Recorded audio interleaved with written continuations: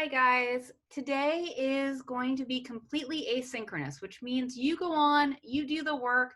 There is no need to log into a live Zoom. Let me go ahead and share my screen and I'll show you what you're doing today. Not bad at all.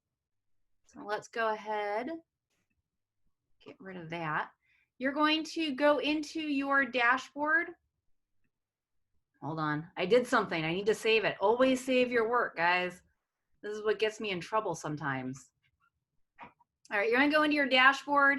You're going to go to Honors Bio because that's what you are. And you're going to go to Modules. And remember, my modules takes a second to load. I don't know about yours because of that online textbook that is in here. Just wait for the spinning circle to stop. All right, so you guys are in here with Energy Flow Lecture. Here's the deal with the lecture. You guys are going to go to the PowerPoint, and starting on slide 14 of the PowerPoint that's here, you're going to click the link and listen to the podcast. This goes over all of the added information into this lecture. So as you're listening, go ahead and take notes. Now, you might want to print the lecture out and annotate on the side of it, or you can just listen and take notes without printing the lecture. Those notes are handwritten, and then you will take a picture of them and insert them into your digital notebook.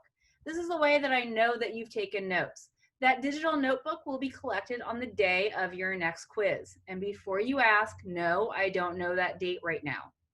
So there's no little like zoomy embedded cool lecture video because it just didn't work for me that day, but the audio did come through. So you're just listening along. It's like when you were a kid and you'd put in the cassette and someone would read the story to you as you looked at the pictures.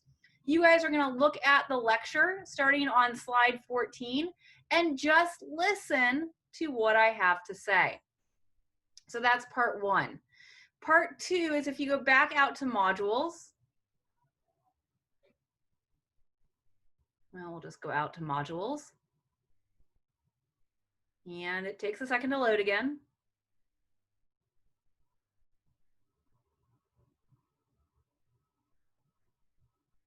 And as soon as I start scrolling, because I'm impatient, it'll do that. Okay, so you've done the lecture. That's part one of your class today. Part two of your class is this energy flow work.